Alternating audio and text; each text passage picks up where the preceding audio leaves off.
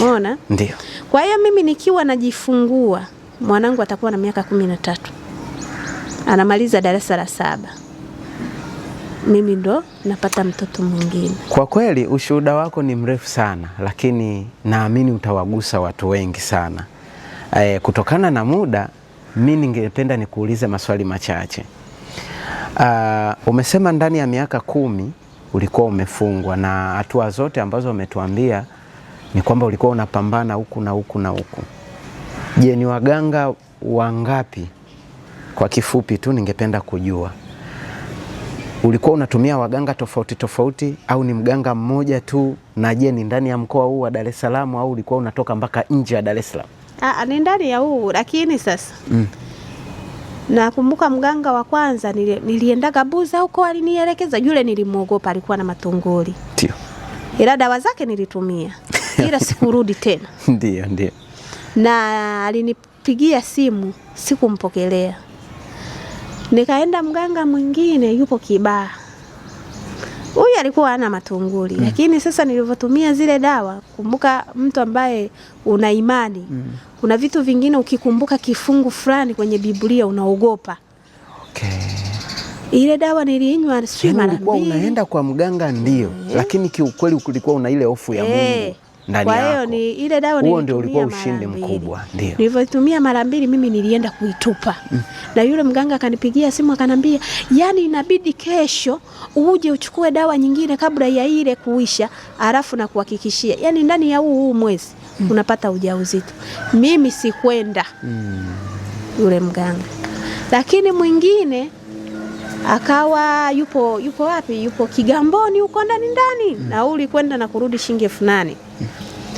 Naye nikaenda, huyo ndo nilimzingatia sasa. Nilikunywa dawa zake mpaka mwisho wa siku tulitaka kugombana. Mwishoni anaambia dawa zimeisha, nikamwambia dawa zinaisha. Na wewe unataka bado kuendelea kuzitumia. Mimi sijapona. Alafu nikajua mimi changamoto yangu kute ningekuwa nimeshapata. Ila mimi sasa ninakuwa mwoga sana.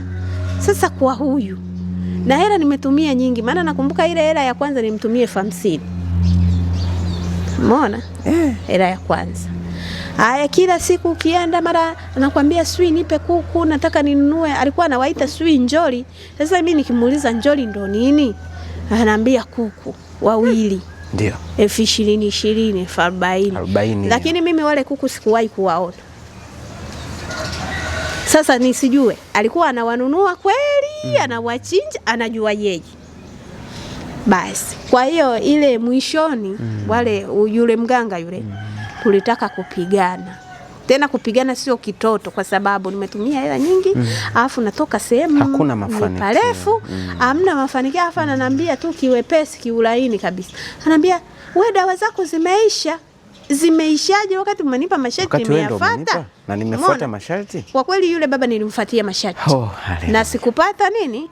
Mafanikio, sikupata msaada. Ni kiasi gani ambacho kwa haraka ukifanya makadirio umekitumia kwa waganga mpaka leo hii? Kwa kweli nimeitumia kama sio chini ya 200,000, 300,000. Ndio. Kitu kama hicho, kwa sababu kichanganya na nauli nini hivyo, lakini mimi namtukuza Mungu aliyenileta. Yule dada mimi nimekaa naye sana miaka 4.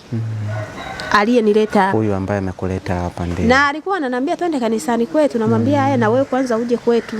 Umeona?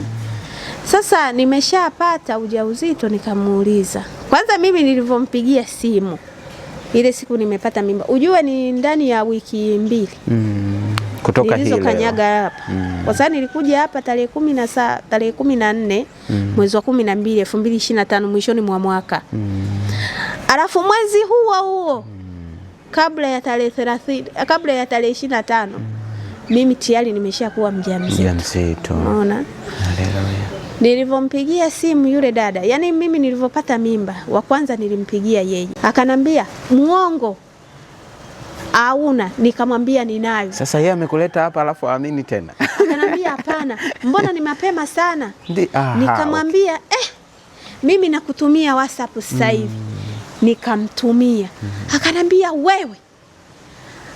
Mimi mwenyewe Mungu alinijibu maombi, lakini wewe mwenzetu umezidi.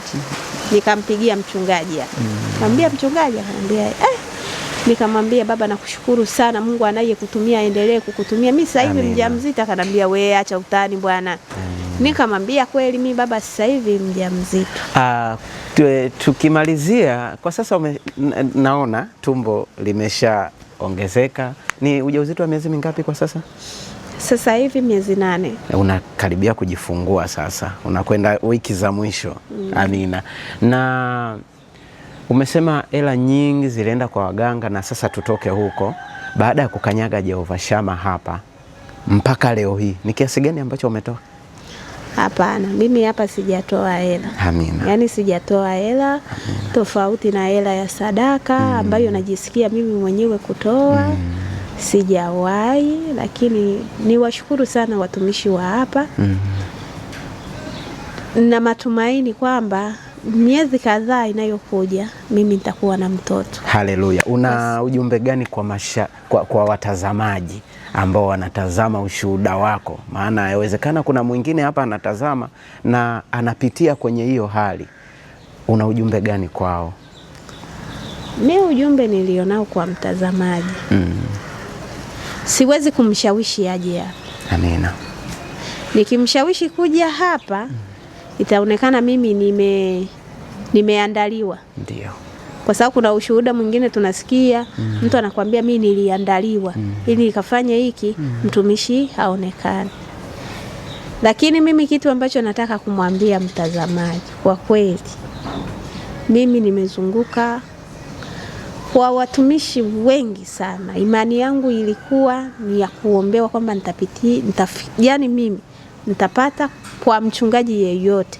Ila nilikuwa sijui kama naweza kuja mahali hapa nikafunguliwa ndani ya wiki 2. Hapana, hii alikuwa ipo. Alafu maombi mimi ambayo niliyakuta hapa,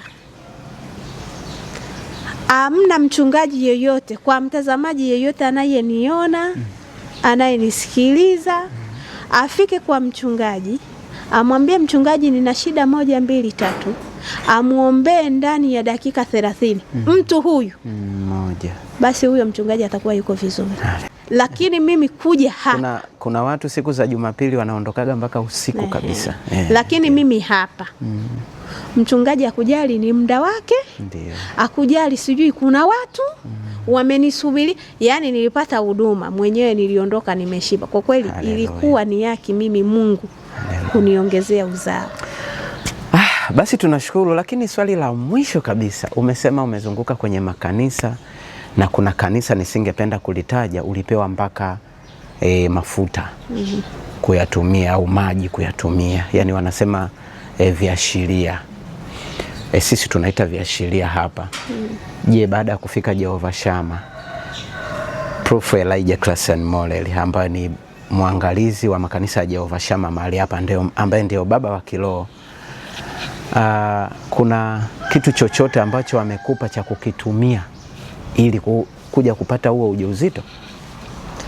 Hapana, hakuwahi kunipa chochote. Amina. Zaidi ya kukupa vifungu vya Biblia kwamba uende navyo uvisome, na ukirudi hapa yani atakuuliza mlianzia wapi na mliishia wapi. Yani anakufuatilia kweli ulisoma?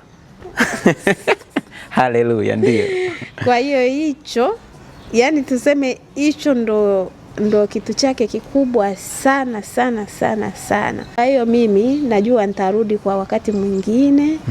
Sasa hivi nimekuja na tumbo. Ndiyo. Lakini kuna wakati nitakuja sasa na mtoto. Amina. Na tunategemea hiyo ije kutokea.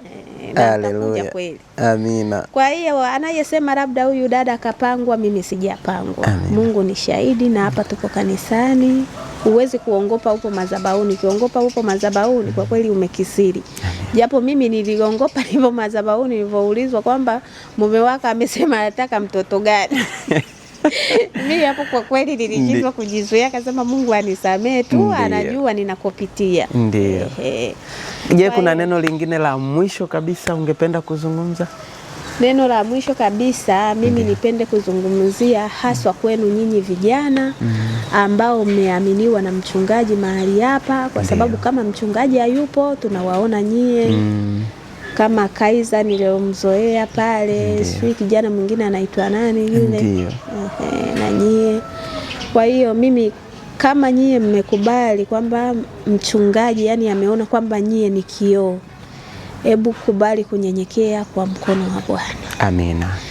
Sawa, wanasema yajayo yanafurahisha. Amina. Kwa sasa utapitia pagumu, mbona sipati hela, labda ningetaka kuoa kwa wakati, lakini nitaoaje bila kuwa na kitu fulani.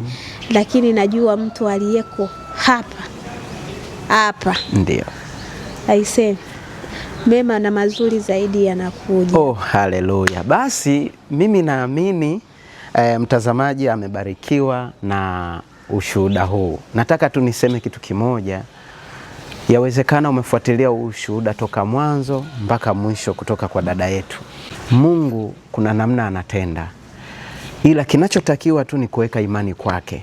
Haleluya, ni kuweka imani kwake na Mungu atafanya. Yawezekana kuna changamoto fulani unapitia situation mbalimbali, ndoa, kazi, kuumwa, magonjwa na kadhalika, lakini kwa Mungu yote yanawezekana. Hivyo basi mimi niseme tunashukuru kwa kila mtu ambaye ameshiriki kuandaa kipindi hiki, kuandaa ushuhuda huu. Tuonane wakati mwingine, naamini umebarikiwa. Mwisho wa ushuhuda huu ndo mwanzo wa shuhuda zingine zaidi. Endelea tu kusubscribe channel yetu ya Shama Media 2004 YouTube, lakini katika ukurasa wa Facebook Proof Elijah Classian Molel, pamoja na ukurasa wa Instagram Proof Elijah Classian Molel.